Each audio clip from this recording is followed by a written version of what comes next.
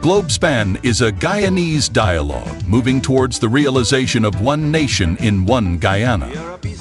It's a platform that offers an all-inclusive discussion with the pros, the cons, the ones that have taken a side, and the ones that stand in the middle. Globespan believes agreeing and disagreeing are part of the nation building.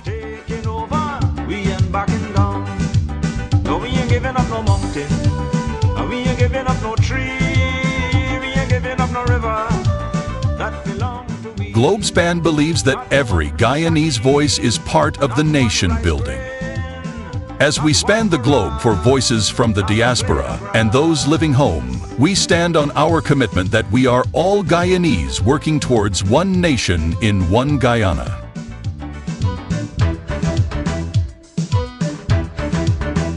This land is our land now. As the world turns on its axis, bringing changes, we as Guyanese must adapt to those changes for a better Guyana for all. Globespan stands on its axis with its belief that one nation, one Guyana, one destiny must include voices from all corners of Guyana.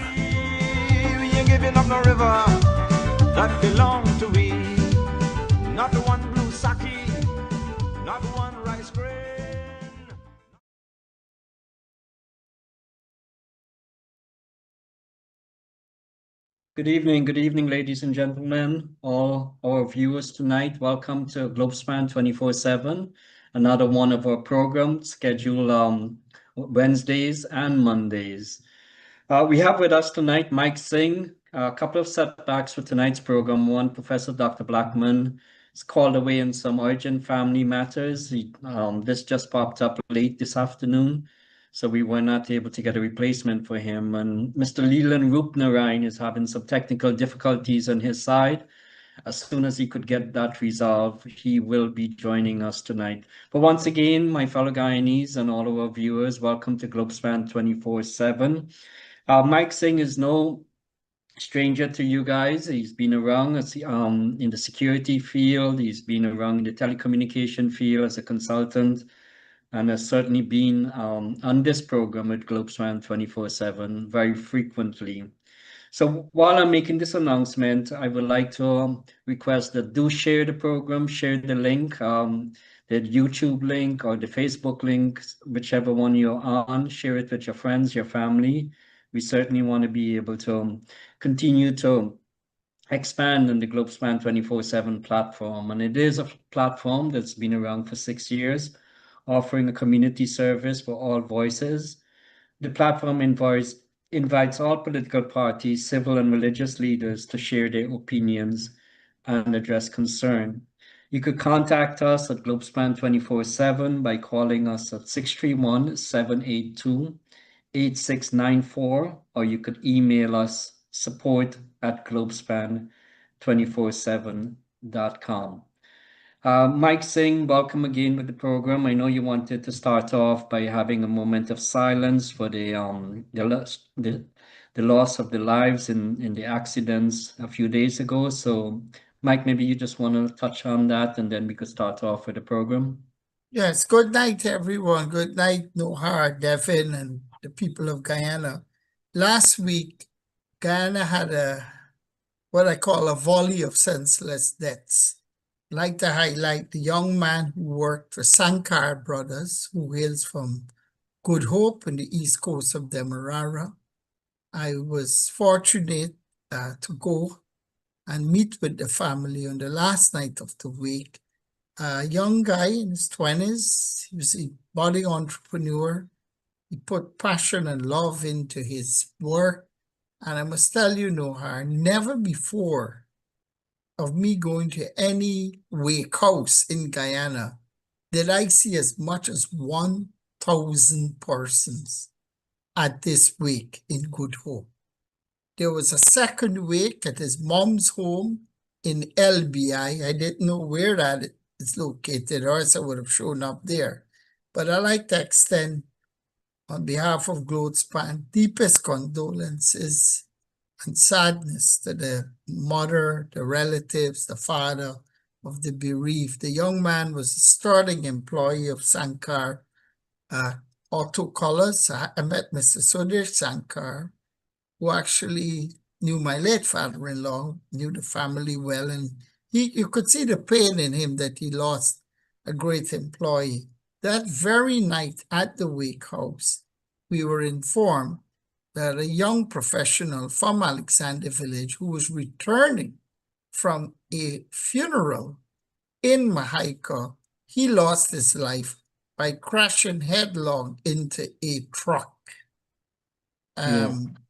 Almost every day. We can't afford to lose our young human capital like this. You know, the kamikaze driving culture. The Japanese had kamikaze pilots. Guyana has kamikaze drivers. So I'd like you all to join me in a moment of silence and reflection on this senseless loss, and pray that Almighty God will keep our roads safe. In addition to this, I was told the culprit who was speeding and responsible for the death of this young person, after he was taken to the hospital, he was released and he cannot be located by the police or anyone else. So here again, the Ghana police force is doing what it does best, failing the nation.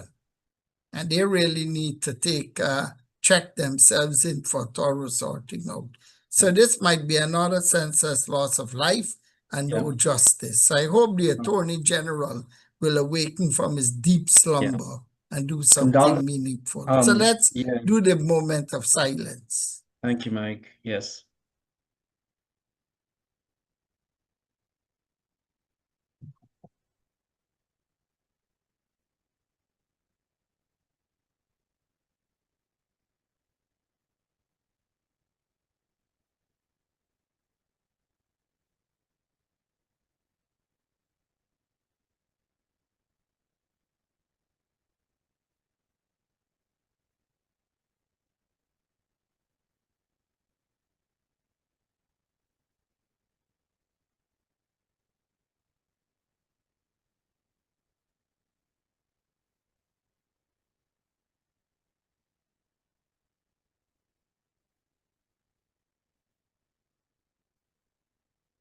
Okay. Condolences indeed, Mike, to the family and to all the extensive relatives. Quite a loss, and I'm sorry Leland is not on yet, because Leland has been pressing me for the past couple of months to do a program on the road accidents in Guyana. Unfortunately, he's still he's having technical difficulties. So let's move on, Mike. I'll try to keep the comments within 3 minutes or so, be a little more interactive with the program. I want to get as many questions as I can to you. So let's start off. The first one we have is this news article from Starboard News about a week ago. Vice President Barjack, they commented on the type of payments that, some of the Chinese vendors are making. So Devin, do you have a tape? Could you go to that tape, please? Government is monitoring the purchase of goods by Chinese businesses here against those of distributors, as reports of payments by way of gold and foreign currency have surfaced, with local banks holding few records from those entities, Vice President Bharat Jadeo says. The Chinese supermarkets, etc. We are checking how they are paying for their goods, because some may be through the purchase of gold and we are examining that, and some may be through the purchase of currency because they can't come through the formal banking system, the Vice President stated yesterday. We are watching carefully. You are going to see enforcement action against a lot of those people, he added. In the face of reported shortages of United States dollars and government's periodic release of substantial sums to local banks, Jagdeo said that government has been examining if the monies are being used for legitimate purposes. Article taken from Starboard News. So Mike, 6-1, half a dozen of the other, parallel economy, underground economy, black market, any way you turn it or twist it.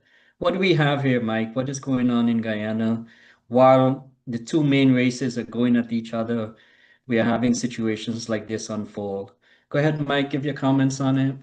Well, let me revert back to the famous investigation by Vice News that highlighted the involvement of Sue and other Chinese actors in terms of access to the state.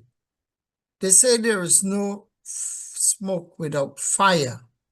The vice president of Guyana should be the very last to complain because he is aided and abetted in the proliferation of all of these shady Chinese operators in Guyana.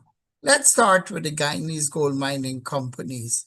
They are the biggest culprits when it comes to state capture. They claim they're not making money in gold mining like the big former Guyana gold fields. I read that they estimate there's about 13 billion US in gold ore beneath the mines. Yet the Chinese are not making money. This is pure hogwash. In addition to this, the Chinese triads are alive and well in Guyana. The Guyanese people, Afro-Indo-Guyanese, they're nothing compared to the might and the web of deception and organized crime and chicanery and diabolic maneuvers performed by the Chinese overseas Chinese business community. The Chinese triad is alive and well in Guyana because that amount of currency, that amount of gold can't be moved by Mr. Weng On at the nearby Chinese restaurant or Mr. Titan Mansoy at the nearest laundry. I don't think their laundry is anywhere in Guyana much these days. These culprits are moving large amounts of gold. They're moving large amounts of forex and many other things in between. The Guyana Revenue Authority is in a pitiful and sad state. They need urgent reform. Perhaps they need to be disemboweled, decapitated, and started fresh. But they know the culprits. But they, you have corruption everywhere. I might add that, and this is nothing new. It's been going on for the last 20 years. And for the vice president to be expressing concern, this is like expressing regret after the horses have bolted from the stable. Right. So, Mike, I mean, I guess you would agree that even for it to be addressed by the vice president, it certainly is a problem that's real, and it's a huge problem. But while we have all this doom and gloom in our economy and some of these things that you're citing, other than the Guyanese security forces, can there be external forces, or what could be a suggestions or any recommendations to solve such a problem, Mike, rather than just only talking about the problem that exists? Yes. What are some recommendations? We can start by insisting the United States Department of Homeland Security be given full rights to establish a presence at the Teddy Jagan International Airport, at every major airport, Ogle, every major port of entry and exit, have them there, and because you can't trust the Guyana customs. They're part of the problem. So you must have individuals from the U.S. Department of Homeland Security stationed there, monitoring everything they can and need to monitor. Otherwise, we only be fooling ourselves. I do not trust Guyanese law enforcement, and I don't think any respectable Guyanese American or foreign investor should have such trust because they're not professional. You need overseas help.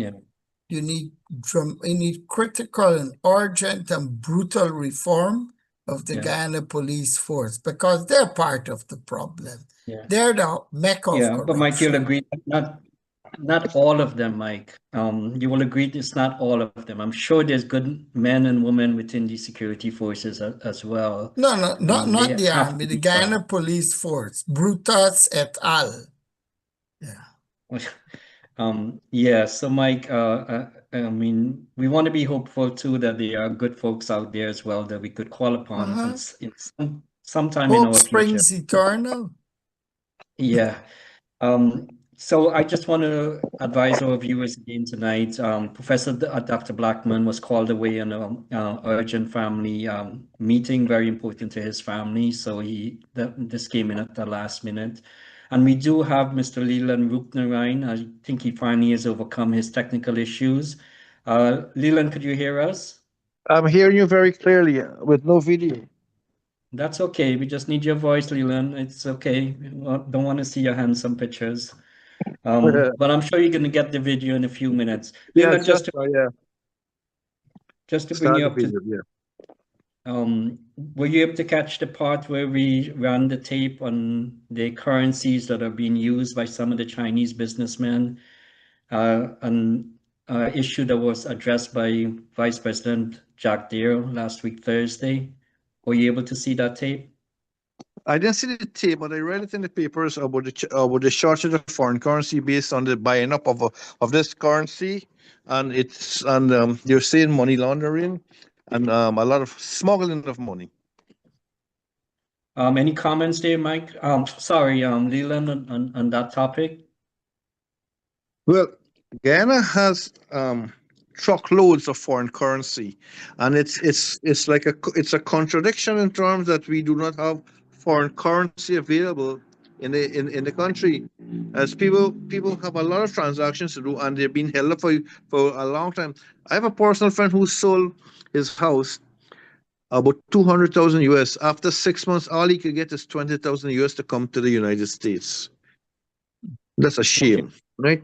Yeah. And another thing, when you want foreign currency from the bank, you have to pay, as I say, you have to grease the wheels in order to get this money. So it's all over the place. This greasing of the wheels, this bribery and corruption, even in the government agency that are supposed to protect people, they basically work against the entire system that they're put there to protect.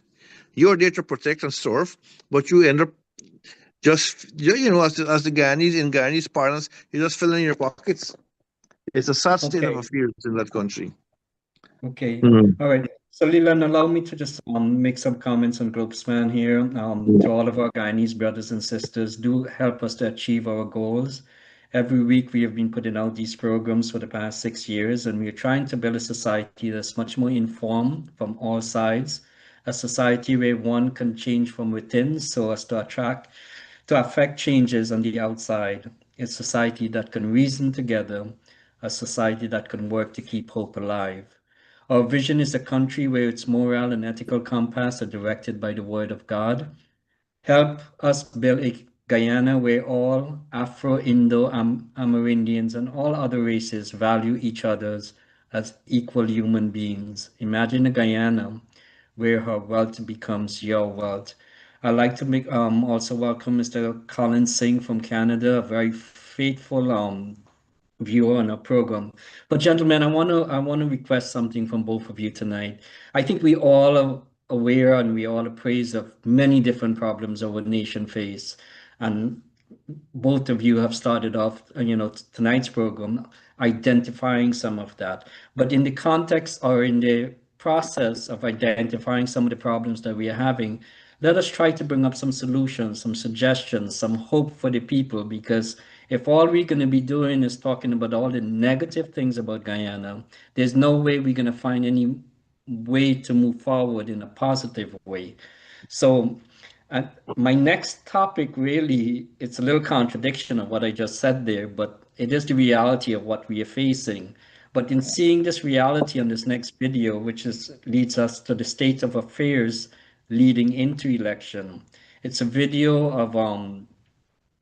of a meeting that Win was having last week and someone trampling on the flag. So I want Devon to run that video. But while there's a negative side of this, let's see if there is any recommendations that could come out of this. Devon, the video, please. Mr. Mohammed visited WikiCalcuni today, and this is what happened.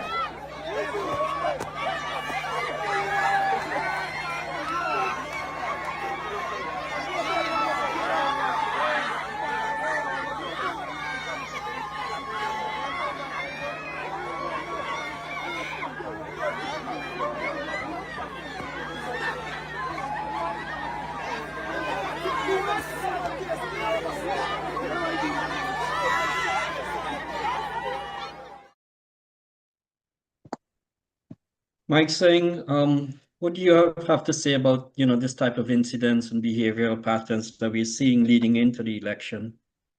I'm I'm dumbstruck, I'm dumbfounded. And where are the so-called observers? The Carter Center, the UNDP, the OAS, the Commonwealth? They need to get out of their cushy enclaves at the Hord Manson Lodge, at the Guyana Pegasus, at the Marriott, or at Iden by Best Western, and get on the ground. They need to stop having their tea breaks. I know the Carter Center people. I know Jason Carter personally. So I'm going to be calling him after the show and giving him an earful. I don't know what the others are doing, but I think for most of these observers, coming to places like Guyana could be a mini vacation. Why are they not there? This is the kind of thing that lays the road for what I call a prelude to Rwanda.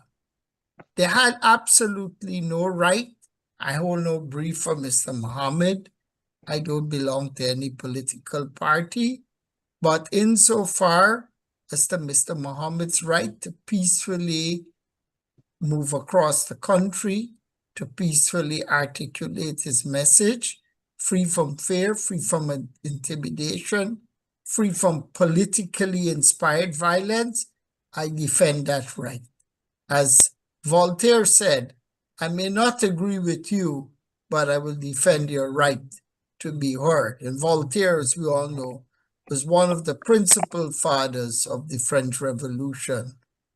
It's wrong on so many fronts. And if these are the supporters of the People's Progressive Party, then Vice President Jack Deo, as the General Secretary of the party, has an overarching moral obligation to call in the dogs of war, because it could reach a point where the genie gets out of the bottle and you have full-blown political violence, and then the whole country will go up in flames. So Okay, Mike. good behavior and good sense must prevail. In fact, civil society demands a greater role in all aspects of this election and in moving the country forward. You ask a solution, the government of Guyana, especially your finale, should desist from categorizing Transparency International Guyana as a fake organization. It is not. Perhaps he'd be kind enough, President Ali, to show us the physical location of the University of High Flood. Thank you. So, Leland, could you just take 1 minute before you comment on that topic there? Tell us a little about yourself, Leland. You're from, you are PPP member. You also said that you're election commissioner. Just for the viewers to get an idea of what your background has been. Take a minute to do that, Leland. Oh, I grew up being a very strong supporter of the PPP. I was general secretary for the PYO, for the West Demerara group, right, the Lenora group. We campaigned against the PNC for many, many years. When I actually broke with the PPP when Dr. Jagan started giving critical support to Barnum. And then I see people become very eccentric supporting Charlie Jagan in an era when communism was failing throughout the world, and communism was giving rise to serious human rights violation and the birth of dictatorships that proliferated throughout Eastern Europe. And I said, what can communism do? Look at Cuba. People are dirt poor in that country. You're born poor, you live poor, you're dead poor. I'm saying this should be something better than that. And going to university, I realized that, the free market gives you the impetus to develop yourself and others around you, and you can become wealthy and you have access to all forms of education in the Western world. You're not restricted and you're not directed to think along certain lines that communism embraces. So that's that's the main reason why I broke with the PPP. And then we had formed the Patriotic Coalition for Democracy to get the PNC out in 1989. I joined that group. And I was one of the election commissioners along with Mr. Rohi and others. We put him on Prasad, the late Prasad, Mr. Paul Tennessee. And so we are all election commissioner scrutinizing the voters this Thank you, 2, 3 Leland. o'clock in the morning. Thank you, Leland. Yeah. So I have a Any great comments on background that in video regarding the win? Repeat that question. Any comments on the video that we just played regarding With the the breaking up of well, listen, when I was campaigning in Guyana, we got more opposition and more harassment from PPP than from the PNC. The PNC supporters, mainly the Afro-Guyanese, will come and they will heckle you at the meeting. But the PPP people, they will not only heckle, they will come and break up the meeting, and most of them were drunk. One PPP guy cut the generator cord and ran away with the generator when we were keeping a meeting in Blackbush in 1992. So we had a lot of problems with those people. And when you look at these people, they're not very bright, they're not very intelligent. They're, they're the offspring of cane cutting and the backdown mentality. And it's up to now it prevails because they will get a sort of euphoria when they destroy opposition meetings, and then the eureka moment come when they realize, what did I do, and what did I do, and did I benefit from this? No, the PPP would bypass them.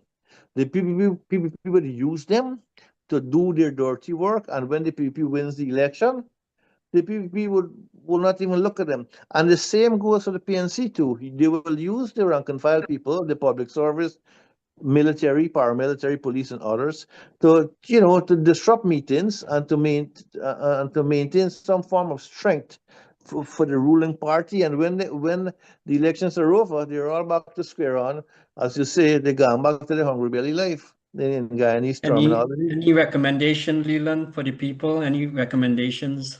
Yeah, I think people should be more objective. This is an era of media frenzy. You have social media, the print media, all sorts of media. You're informed constantly by CNN, Fox News, all the news channels of the world, and they're telling you independent thinking is what develops a country.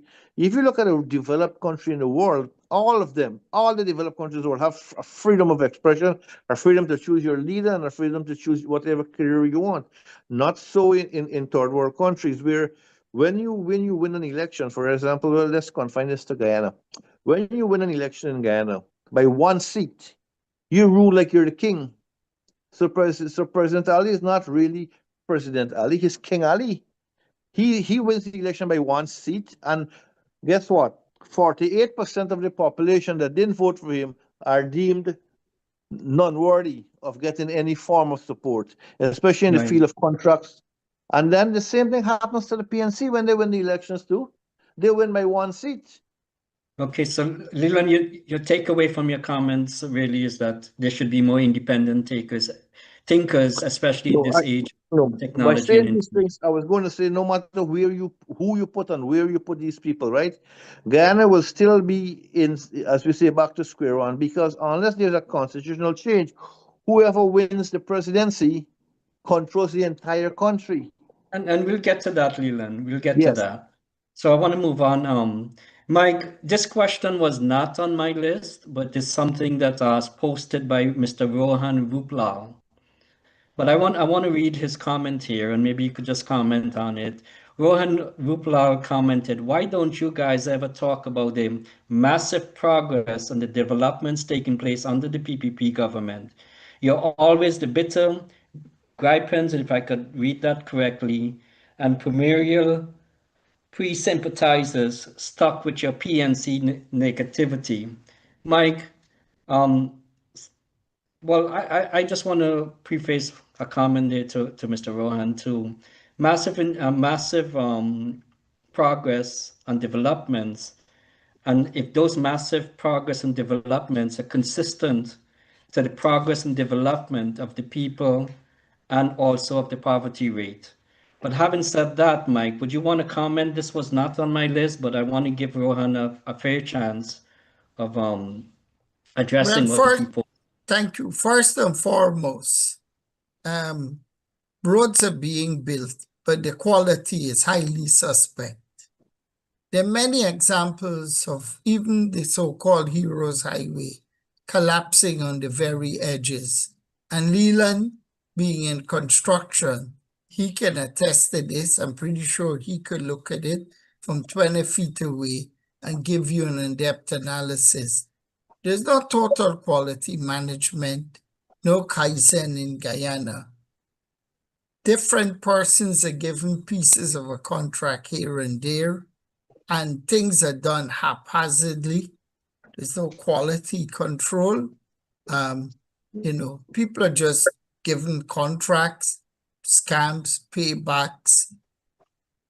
Secretary of State Rubio said he almost suffered concussions. So there you have it. Contracts are being given to friends, family members, acolytes, and deepfakes within the ruling party. That's no secret. Everybody knows.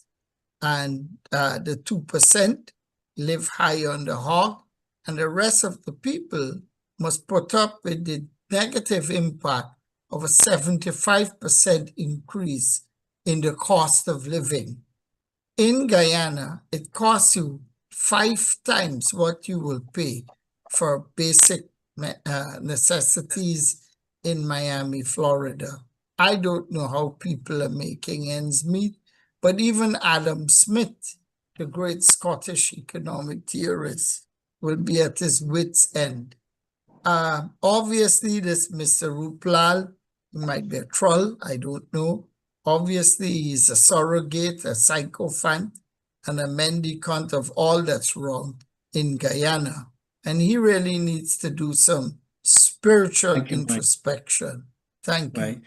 Yeah, and Mike, we do welcome the trolls, and to all of our viewers, ladies and gentlemen, the trolls are specific individuals that are placed on these programs by what you call the private interest.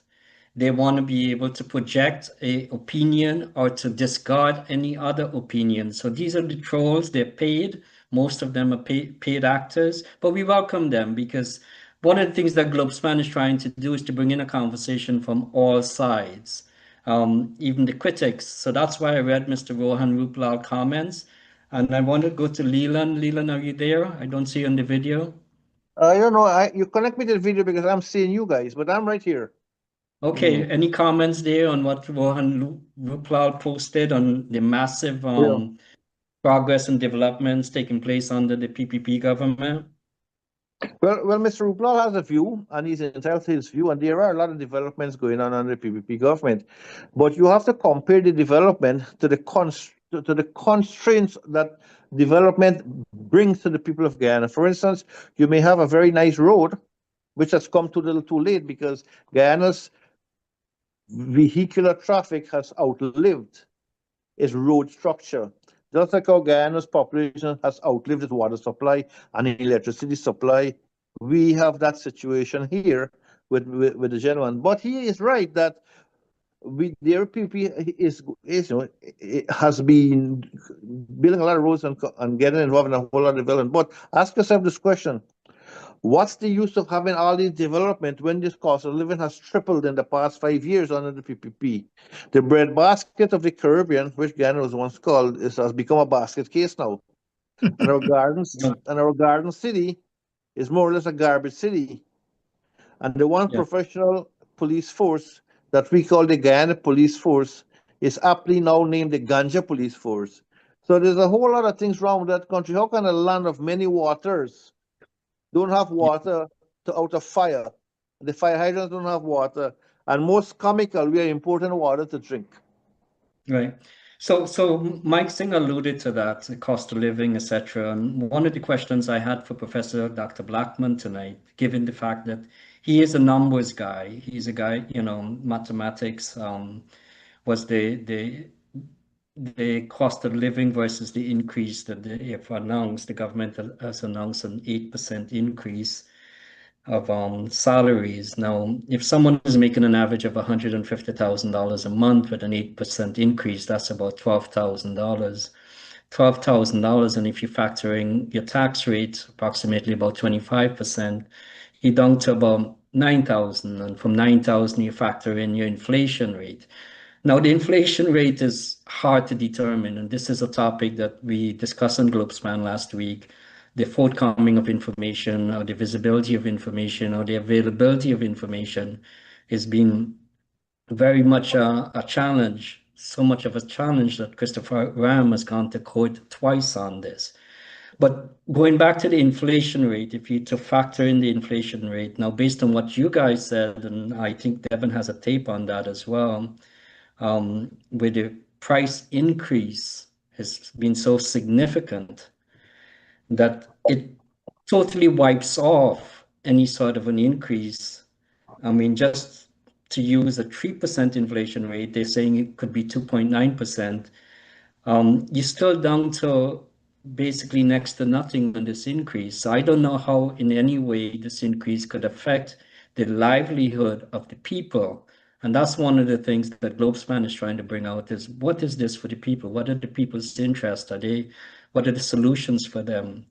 And so Devin, do you have that tape on the salary increase, even though Dr. Blackman is not on the program, but we should go ahead and run it anyway.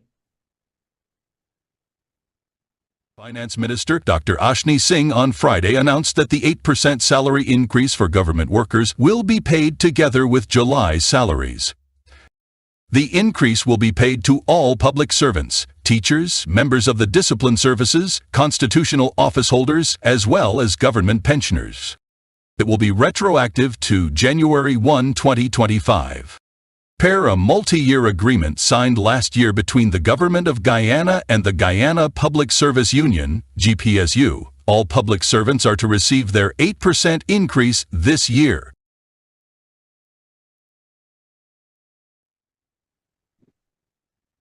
Again, I just want to stress, 8% increase on an average salary of $150,000 is $12,000 a month.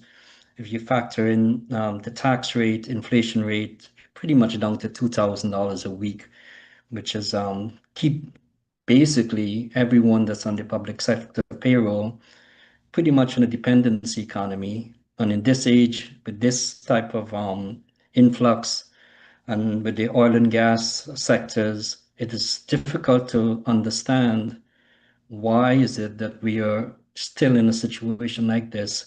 So I think Mike already touched on it. Leland, do you have any more to comment on this? Well, the first thing I would say is that giving out cash grants does not solve our economic woes, because when the cash grant is finished, you're still back to the high cost of living. So instead of giving presents to people in the form of cash grants, what people are looking forward to is your presence. Make your presence felt instead of bringing presents to people, because the presence will be worn out. If your presence is in a community, you can listen to people's issues and address them. Sad to say that when you are in public office, you rule like the Colossus of Rhodes. You look like you rule like the king and the queen of the colonial powers, and you forget the people who put you there in power. In fact, you forget everyone. And that's what the situation is. And just to deviate, our integrity commission hasn't really been doing a good job. If you look at the salaries of the ministers in comparison to the assets that they have obtained, both locally and abroad, all of them should be in jail on both sides of the aisle, both PNC and PPP. These people have amassed phenomenal amount of money. They have houses in America that their salary can never produce, even if they never spent a dime or a dollar from their paycheck. They could never own a house in New York.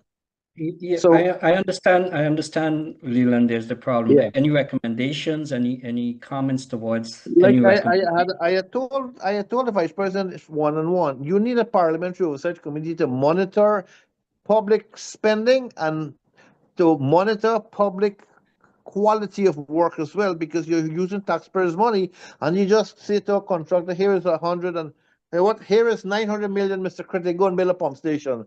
Take $200 million advance, and 2 years later, we all know that story. You don't even have a proper road to the pump station. You don't have a foundation. That shows the cronyism that goes on in Guyana, not in the PPP alone, in both sides.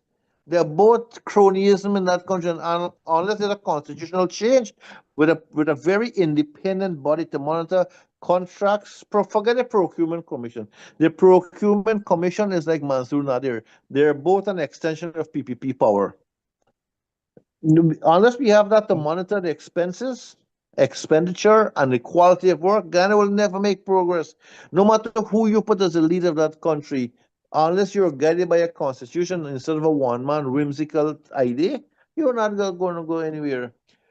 All right. We So the know about takeaway, the fiber optic cable that Ramutar's son was supposed to build to bring fiber optic cable from Brazil to Georgetown, right? Has been a total failure, 80 million US dollars. Where is that cable? You can't even get a proper WhatsApp call in Ghana. The point I'm trying to make is that unless there's a monitoring of this expenditure by any government or by any government agency or any contractor, Ghana is doomed to fail. No matter how much oil you export, you are doomed to right. fail. Okay, It Leland, doesn't thanks very matter. much. Bottom line is, as Adam Smith said, and Mr. Mike Singh just quoted the great man there, doesn't matter how much money you earn, is what you save that matter. Is what you Yeah. can retain that matters. Not what Okay. you right? Not what you gain. Right. Right. Well, thanks, Leland. Thank you very much. And I think your recommendation there is that we should have more oversight committees and more in-depth visibility in all of these projects or contracts or anything else to avoid the corruption or the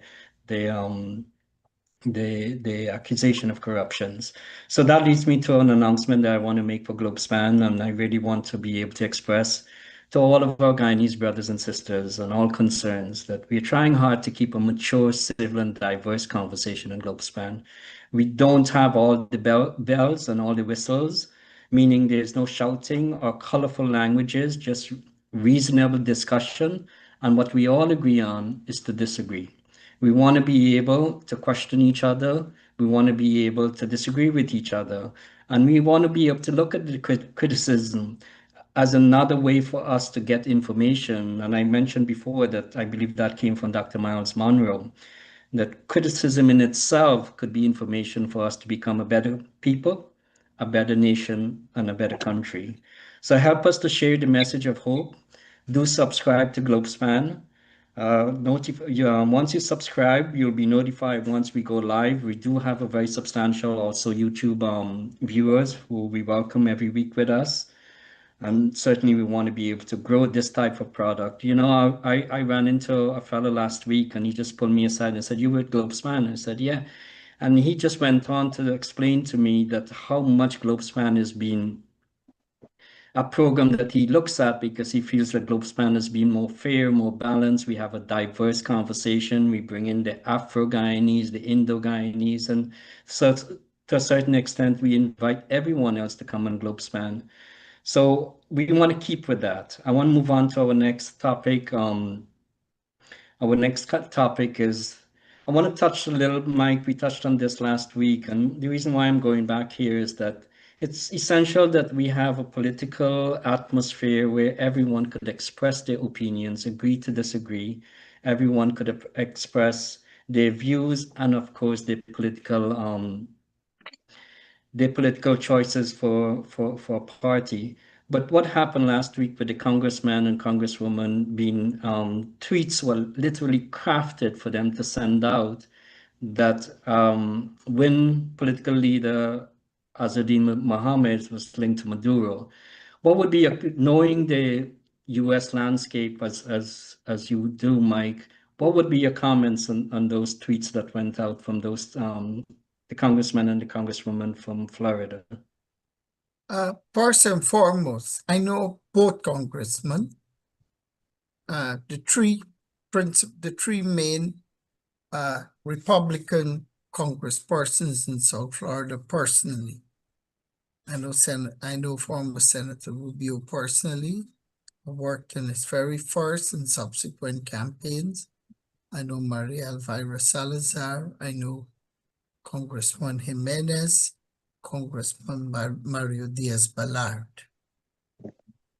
For over 30 years, I've been an integral part of the Republican Party in South Florida. And at no point did any of those persons ever mention the word Guyana. Their whole focus has been on Cuba. It has been on Venezuela. If you can find me 10 Guyanese, with the exception maybe of Saif Issouf from Florida. You're not going to find 10 Guyanese showing up at any of these Republican congressman or congresswoman events. Their core constituency are made up of Cuban Americans, as in the case of Jimenez. In the case of Mario Diaz-Balart and Elvira Salazar, it's all Venezuelans. Kendall is nicknamed Kendallzuela. That's just south of Miami to the west. West of the Miami airport is a thriving, bustling city of Doral, home to the largest concentration of Venezuelan Americans anywhere in the United States. It's called, Toralzuela. And to the north in Broward County, west of Fort Lauderdale. Mike, can you shift more towards the tweets themselves? Yes, well, I'll tell you why it's important to explain this. You have Westernzuela. I doubt highly that Azruddin Mohammed has the sophistication or the relationship that is claimed to Maduro. Azruddin is no paragon of virtue because they've been sanctioned for gold smuggling, but they're not the only one sanctioned. The vice president omitted to mention May Thomas, a prominent member of the PPP, was also sanctioned for her role. And not too long ago, a police commander and two other persons with no linkages to the ruling party were sanctioned. But to say Azruddin Mohammed has access to Maduro or is being backed by Maduro, that would be a hard place to prove. As I said, he is no paragon of virtue because he has many of his own problems. But to say he is a puppet of Maduro, I would like to see that because I read the briefs and I've never seen that. Mike, just a straight up question on this then. You think that Continental Strategy acted on their own or were they directed to act? Yes or no? Absolutely. They couldn't have acted on their own. Who's paying the piper? Okay, so this goes back to a program Globespan did a few months ago with, I believe, Timothy Jonas, Dr. Terence Campbell, and weaponization of democracy. Would you say that's a weaponization of democracy? Absolutely. They weaponized the Justice Department against our beloved Donald Trump. So Mike, they're weaponizing everything in Guyana. Here's the purpose why Globespan is bringing up the issue. If you're a young man or young woman in rising up in Guyana, you have a conviction to your country, you have a vision of where you would like your country to go, and you feel you could affect a change in the political sphere, you as a individual want to lead Guyana to better days, you have to be able to take into account these being subjected to these type of treatments or these type of areas that you've been accused of by international lobbyist firm. Is that something that they would have to look forward to? And this is the reason why Globespan is bringing it up, because we obviously would want to give the opportunities to our youngsters to come out in the political sphere. So I want to go over to Leland on that issue. Leland, on that area there of the accusations and the tweets being crafted by the lobbyist firm, what's your feeling? What's your thoughts on that, Leland? Well, it's hard to believe a lobbyist firm will do something like that. But then, if you go into a crowded room and yell fire, you have already created the effect that you want. You want people to rush out and you want people to get scared, and you want people to get, destroyed in the whole process, even though it's fake. So whatever they say or not, there are many things about all the parties uh, that are not clean, and we don't wash our dirty linens in public. But to call somebody outright a criminal, then you have a whole lot of criminals in the PPP too. You have a whole lot in the PNC. It's just that no public official has ever gone to jail in Ghana. It doesn't seem like any will ever go to jail too. So that's a serious issue. But we in the area of lobbying and campaigning, the PPP is very vicious in this. They're very competent and very vicious at the same time. They're paying a form 50,000 US monthly to lobby on behalf of Ghana and to put Ghana name in the halls of Congress. Why? That's 50,000 US dollars monthly. That's a tremendous amount of money. They can do better. But like I said, unless there's an oversight committee, they can take any amount of money and spend it anyway. Because, like I said, there's no checks and balances. The opposition is very much in disarray, and we in for a very rough time unless we have a constitutional change. Just switch it up a little, Leland.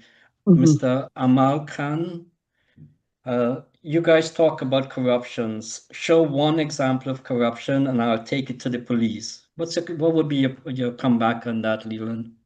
Well, we would like to know what happened from the very beginning when a certain minister was given his company that he owed the right to print material for the government. That happened in the first few months of office. Then there's another minister who there's a lot of evidence against him committing a rape against a teenager, but it so happened that the authorities were directed to do what what they did not and did do by the government, because the government has to protect its own people. Listen, when it comes to corruption, it goes with clumsiness as well. I'll tell you something. When Syringa had to build that hospital, this specialty hospital, obviously you post a bond. It so happened that the bond posted, which I think was $200 million, Ghana, right? The bond poster was fake. Imagine the Attorney General, who is supposed to be the main guardian for legal matters, couldn't investigate, couldn't ascertain whether it was a real bond or a fake bond. Syria got away with a ton of money out from Guyana. That's the kind of public service that we have, It's a Yeah. Guyana has All a right. horrible. Yeah, got it. So that would be your answer to Amal Khan, I think is his name. Yeah, listen. If Mr. Yeah. Khan has an issue with corruption, let him understand the old adage: charity begins at home. All right. Yeah. We can go to the High Commissioner to India, who insulted an elderly woman. A year later, then he was asked to resign. There's no that much has been written about that. But then we can go over to corruption in another way, legal corruption, where the Attorney General, after 5 years, has been the head of the Ghana's law structuring agency, law enforcement agency, whatever term I use. He comes up with an oil spill guarantee that says Exxon is not responsible for any oil spill. It has to be the secondary company, not the parent company. If the secondary company doesn't have enough money, that's it. You're telling me now. If you come up with Leland and Mike, I just want to move on a little. One of the things that happens is that, or correct me if I'm wrong, Leland, Dr. Jagan did in founding the PPP. One is the pillar of the PPP was critical support, right? And if anyone speaks against any of these governments, be it APNU or PPP, it's always about you want to get something, or what do you want from the government, or the pushback. And even in this case, say Chris Parmanand, who's getting a bit desperate with some of his comments, is trying to push everything over to City Hall. But Leland, what I'm leading up to is that our political landscape is changing. You have quite a bit movement on the APNU side, people moving from different political parties to the other. And there must be hope for our next generation so that they could participate and there could be a fair chance of change without people being accused of wanting something or you hate a specific political parties. You've been around, you've said that you've been in many different political situations. What would be your advice to the youngsters, Leland? How could they move away from this sort of badgering that takes place in our political space?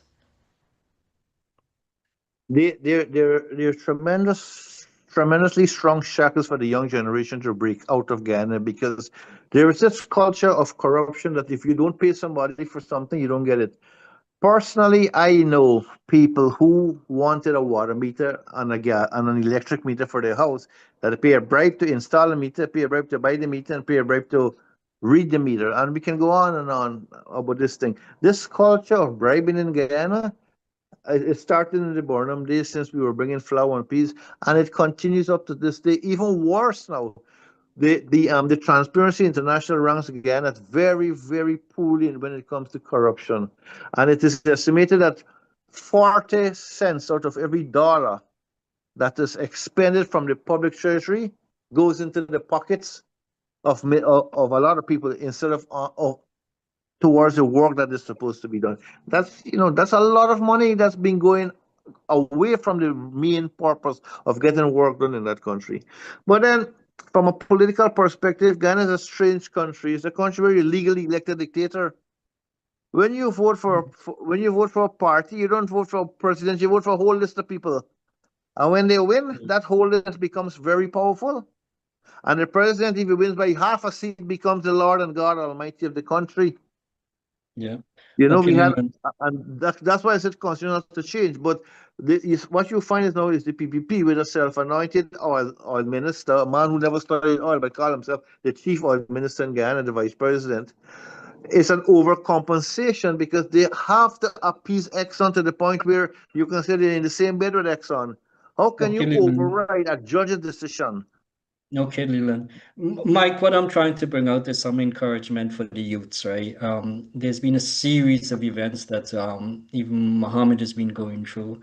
And by the way, Mike, there seems to be a lot of shifting now for what is called sympathy vote. If you take it in the context of many Guyanese lives, what they have went through, the subjugation that they have withstand over the course of their lifespan, they could identify with quite a few of these things. But what I'm trying to get at, Mike, and what I'm trying to bring out is that I know what it's been like politically in Guyana.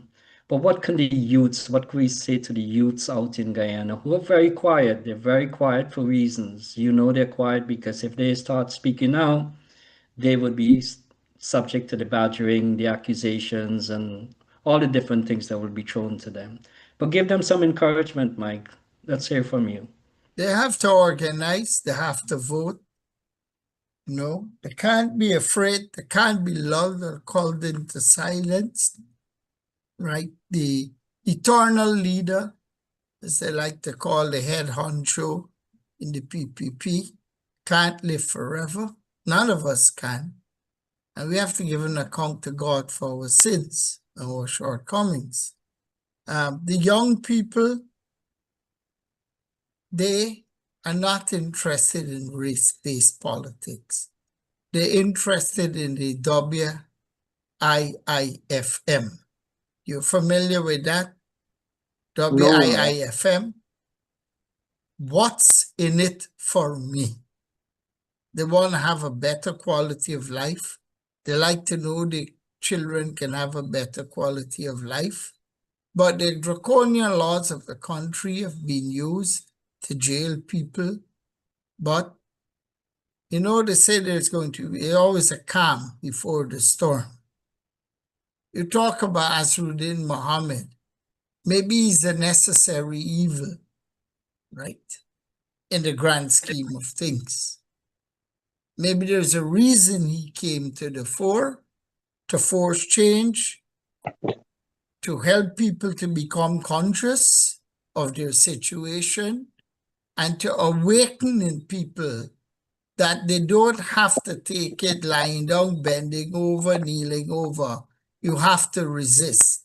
And I think people are going to resist this thing of party paramountcy by any means necessary. Sam Cooke talks about great things and good will come. Sometimes you ask yourself, did God forget about Guyana? But you come these next elections and things are not done in a transparent and ethical manner, I guarantee you, you're going to have organized chaos and unimaginable public disorder in Guyana, never before seen. The 1960s riots will be a Sunday school outing. People are fed up. They have nothing to lose. They've been pushed with their backs against the wall. Some people are saying this could be the Guyanese spring, the Guyanese summer. We had the Arab Spring. I read today, the distinguished American ambassador, who I have great respect for because we both were in Afghanistan together. She said, Ambassador informed the media that the United States providing security and observers. I've never seen the Miami-Dade police force be recruited and sent anywhere in this hemisphere, with the exception of Haiti when they were there during the earthquake. Why do we need American security personnel on our soil before, during, and after the elections? I think they're coming to safeguard American lives and American assets, just in case the top of the pressure cooker blows off. Yeah. But I've never seen this. Yeah, yeah. And Mike, I'll come back to that point for, in a second. I just want to read, if I could see this correctly, Ajid Nabik Baksh. And his comment was, I will stop watching Globespan because it is becoming a Mohammed propaganda entity now. And I want to reassure him and all the viewers that in no way are we taking any position on behalf of WIN political party or any political party, as a matter of fact. What we are trying to do is to bring out what is in the public space. And to that extent, what we also would like to bring out to all the people, that in order for us to change, or Guyana to change, they have to be individuals that could brave these challenges. And what challenges am I talking about? The badgering, the accusations, the suppression, the pinpointing of people to put through the mills, if it is that you talk about, against any of the main political parties. And that's why we are stuck in this rut. We have not been able to change. And change could only come about if it is that the people themselves could start rising up with their voices. And there's nothing wrong in you questioning the political party that you're aligned to. Because for that political party to stay in power, no matter who it is, be it the PPP or APNU, in order for them to stay in longevity, they have to have changes, positive changes within themselves. And if you're not allowed to do that, then definitely you cannot affect change. And that's what Globespan is trying to do. We're not taking any political sides. We just basically want to be able to bring out all different sides, all different opinions. Mike, I want to go back to the U.S. interest. Dr. Vishnu Bisram, who's been a moderator in Globespan for many years, and I really want to thank him for his contribution. Every time I called on him, and he's always been available for Globespan, I do express our gratitude to him. And as a matter of fact, because of the changes that's taken place with Dr. Bisram, kind of forced me to come on Globespan. As you know, I have never really been very active as a host on Globespan in itself. But he launched Go America. Now, you have always talked, Mike, of us heading into a failed state. You've always compared to us many times as probably to Haiti. I don't want to speak about the doom and gloom, but I really want to see if you could comment on Dr. Bisram and the people that surround him, his initiative with Go America, the aligning of us, of Guyana becoming a territory of America, or a much more heavier influence of America in Guyana. What's your thoughts on that, Mike? Well, I wouldn't support us becoming a state or a territory or a vassal of the United States.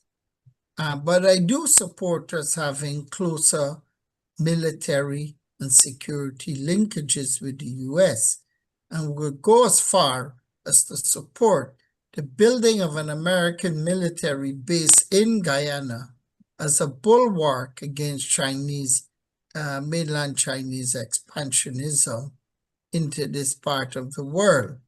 We don't need the blessing of Brazil or any of the misguided CARICOM nations. In fact, I support Guyana even leaving CARICOM because CARICOM is a failed institution. It has failed itself. It has failed the people of Haiti. But yes, I favor stronger political and economic linkages between the United States and Guyana, sharing of intelligence, stationing of American fighter jets and troops on our soil, because, and we can pay for it. Guyana has enough money to build a military base and host the Americans, and we can take their training, we can take their best practices, and we can do well.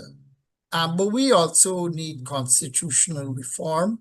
I think we should take the Guyana Constitution, throw it into the trash heap, and look at a constitution that parallels the United States Constitution and the Bill of Rights. I doubt whether the president of Guyana has read the essays of Thomas Mann or the Federalists or any of those things. Or But Thomas Jefferson. Thomas Jefferson, the great architect of the Declaration of Independence, the Bill of Rights, these are things that are alien. These guys were all schooled in the concepts of Marx and Lenin and Engels, and that's bankrupt. Yeah. We need to give every school child, Nohar, a copy of four books.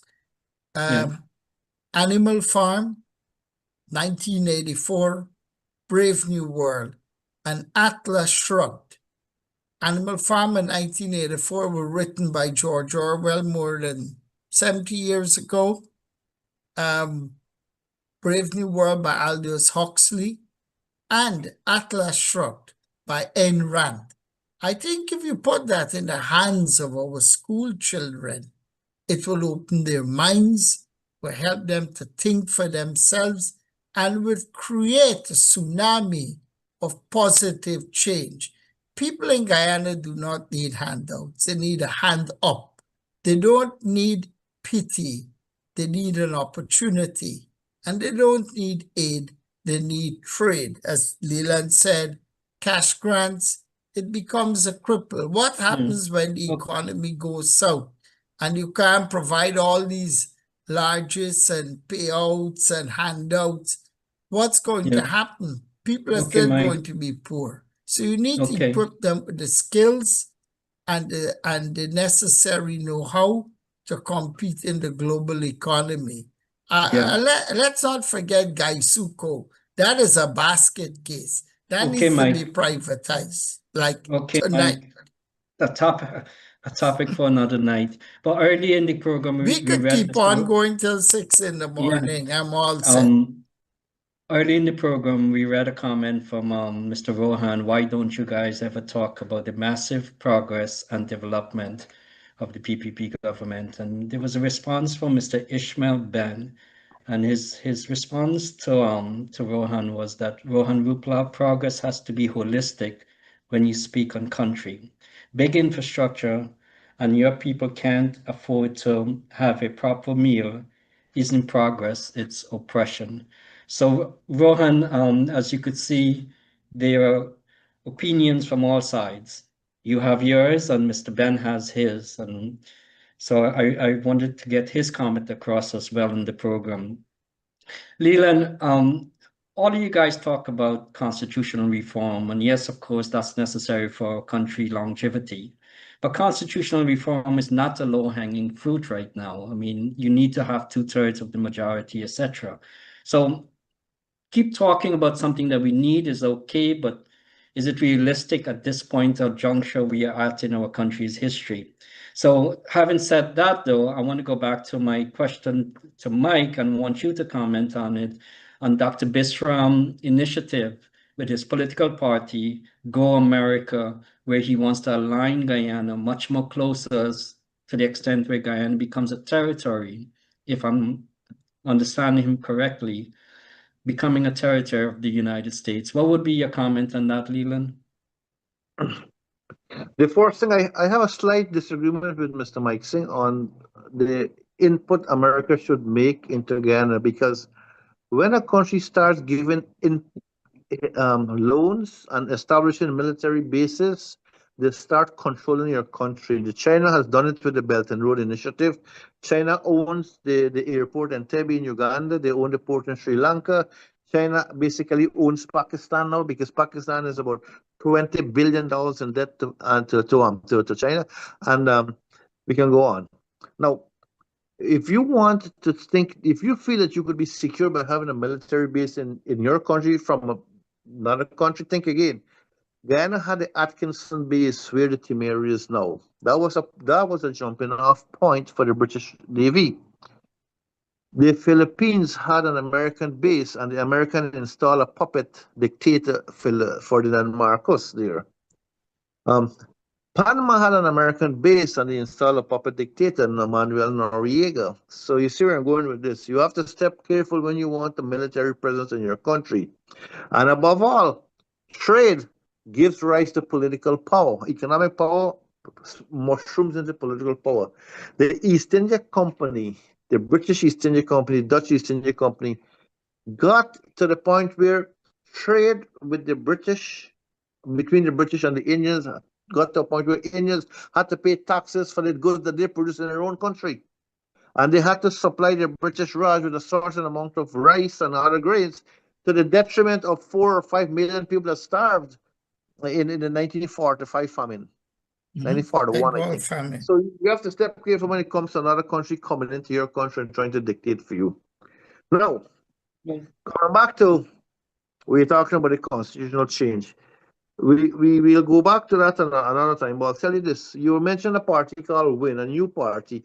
Why many people are gravitating towards WIN is because WIN has a young leader that has not been a political alignee in the past. It is the same concept Barack Obama used when he campaigned. He didn't want to align with the old establishment. He appealed to the college voters, and they called the younger generation in Guyana, in America. So Azrael is appealing to the younger generation in Guyana that cares nothing about Bornum and Jagan. They don't even know who Bornum and Jagan is, many of them. This is a modern era, and we have to think in modern terms. This is not a time when you wake up at 2 o'clock in the morning to go and cut cane. This is an era where, this is a different era. The top richest country, the top richest companies in this world are Microsoft and Amazon and Google, and these are all technologically driven company. You don't find these people going to cut cane, telling how can a president tell you to go cut cane in a country? Okay, we get that.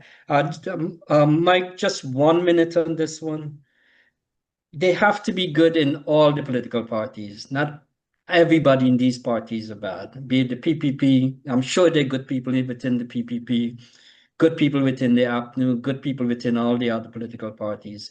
How could we appeal to these people to be more, inclusive discussions among themselves to become better political parties? Just 1 minute on that, Mike. I'm certain there's good everywhere in everybody, but the reality is politics in Guyana is a zero-sum game. By hook or by crook, everybody wants to be there. The oil, the draw of it, it's insatiable. Sadly, the country is like a baby going to hell in a handbasket. That is the reality. And yes, we need to have stronger economic and defense ties. If you don't want an American military base, find your own money, shore up your defense, create deterrence, because there's this misnomer that if and when Venezuela invades, the Americans are going to come, the cavalry is going to come. But by the time they have arrived, you have lost 3/4 of Region 1 and a good piece of Region 2. So Guyana needs to ditch the beggar bowl doctrine when it comes to defense and start pulling that snake out of its pocket and spending some of that oil wealth on creating strategic defense deterrents. Okay, so we're coming close to the program ending time. And by the way, We're ending so fast. Well, it's closer to 9 p.m. already. I'm Mr. getting Gregory started. Frank, I'm just warming up. Mr. Gregory Frank posted, I agree with Mr. Rupnarine comments, and that's regarding the alignment with the United States of America. Gentlemen, as we come closer to the closing time, I always like to leave the program with some hope. One of the events that took place in over the course of last weekend, I think, is Bishop Edgehill. He initiated the One Guyana worship experience, and over 10,000 people he posted were there. Guyana do have a active religious aspect, be it Christians, Catholics, the Hindus, the Muslims. Over 10,000 people there, Leland, if just one person with a pure heart prayed to God for Guyana, he would hear them, because he was willing to hear one person to save Sodom and Gomorrah.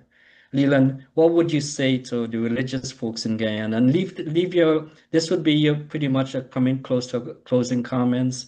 So I really wanted to be more hopeful for the people, offer them some solution, rather than all the negative things that is usually in the forefront of most discussions. Well, to our viewers, I don't believe much in religion. Religion has been the cause of more deaths in this world more than any other factor, more than famine, natural disaster, and disease. So I will not comment on any religion. But in closing, I would like to say a couple of things. What Guyana needs is not colonization, it's cooperation from the people who can invest money in that country for it to develop. What Guyana needs is for the simple man to get simple things done. The previous caller who said that Guyana is making a lot of progress, well, sir, answer this question. Why is it so difficult to get a house lot, a renewed passport, and a missing birth certificate, death certificate? Why does it take years? Why do you have to go to the passport office at 5 o'clock in the morning? It's ridiculous. 60 years after independence, and we can't get it right. And you're telling that the PPP and the PNC have done a good job managing the affairs of Guyana. They are both a bunch of clumsy people. They don't think modernly. That's why they act in an archaic, coloss. The word is Stonehenge manner. That's it. So if you want a conclusion, here's what I would say to people. If you want to make Guyana a great country, do as the great poet said, by plucking the petals of a flower, you do not gather the beauty, you destroy it. 1913 Nobel Prize laureate Rabindranath Tagore. Thank you, Leland. Thank you very much. So, Mike, before I let you go on your closing comments, I really want to say to our viewers that we should count the cost. Count the cost of our actions over the last 59 years. Count the cost of what it has been of bringing us to where we are today. The winner takes all. That has not been working for us. There must be a new way forward. However, whatever way it will be has to be determined by the people. We need to reason together, and we need to be able to understand the ramification of our actions and some decisions that we are making. Mike, going back to your closing comments that I'm asking for, circling it around Bishop Edgehill initiative on the One Guyana worship experience, how do you see the religious aspect or the religions in Guyana playing a role in changing the trajectory or reshaping our country for the betterment of all of our people? Mike? Well, going back to the days of Forbes Burnham, the Guyana Pandits Council split in two. Ripudaman Prasad went to the PPP, Gaukaran Sharma, Dr.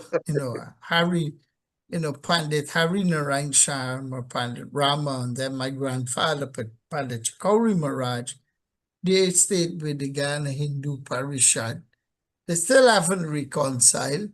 The Muslims in this country are divided, some with the Guyana Islamic Trust, which are allied to the Mohammeds, some with the Central Islamic Organization of Guyana, who finds it their duty to condemn everyone except Narendra Modi.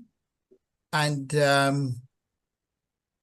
the Christians, they're neither here nor there. The Catholic Church has lost its membership. There are more people going to the Brazilian church. I was told at this revival crusade they had there with Bishop Edgehill, I read there was a VIP section. I don't know where in God's kingdom you have VIP persons. So this makes a mockery of Christianity. And I think, it's neither here nor there, People are using religion to feather their own nests. They're using religion to fulfill their own agenda. So religion is, Bishop Edgehill said, and I view this as blasphemy and heresy. He said a few years ago, and he's a nice man, I know him. He's never shown me a bad face. But I take exception when you're going to say, if Jesus had to vote, he'll vote for the PPP. Hazrat Isa alayhi salam was one of the greatest prophets that walked the face of this earth. And to associate Jesus Christ with cheap gutter politics, come on, man. You're lucky you're not in the Bible Belt of the United States. You'd have been running out of tongue like the road runner.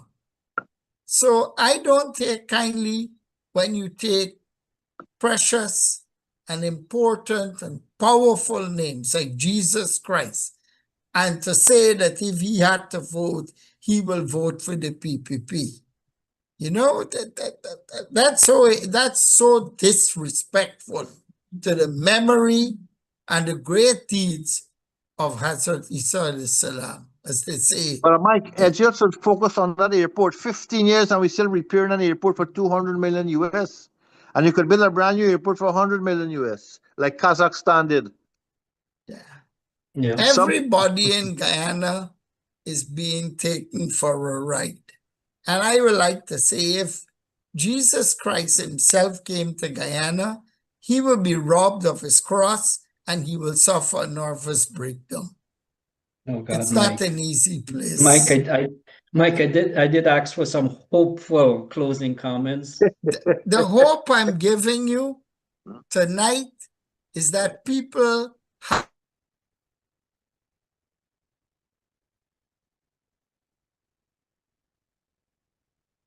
Devin, did we lose Mike? Yes. Mr. Singh, are you there? I'm here. need Yeah. a person like Joshua, who was the right hand of Moses, right? He blew the horn, the walls of Jericho fell, if I recall. You need persons that are wedded to their ideals and who are not going to surrender on the altar of political expedience.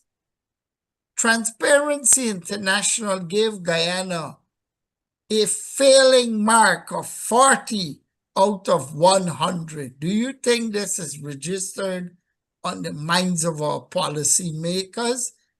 Yeah. The leaders of Guyana don't have any ethical or moral compass like my hero. My hero has been Lee Kuan Yew, and he said you must believe in three things: meritocracy, pragmatism, and honesty. And none of these vagabonds could make the cut to sit in Lee Kuan Yew's company. Thank you, Mike. So we need urgent introspection and serious reform at all levels, starting with taking that constitution and sending it into the bonfire.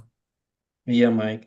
Mike, and my takeaway from you in all of that is that we need more Joshuas out there that was at the right hand of Moses. So thank you for those comments. And once again, to all of our viewers, Professor Dr. Blackman was called away on a family event, and that came up at the last minute, hence the reason why he wasn't able to attend tonight's program. Once again, I want to reinstate that Globespan is looking for opinions from our side. We are not a chorus for any specific political party, and we certainly are not going to be played as a symphony to any specific type of messages out there. We want to be diverse, and we want to be able to have different opinions. I really want to thank all of our viewers for being with us. I want to thank Devin Bissoon, always been very loyal to Globesman. I want to thank Mr. Leland Rupnarain and Mike Singh. Some of your comments are always very colorful, but most welcoming. Thank you very much, Mike.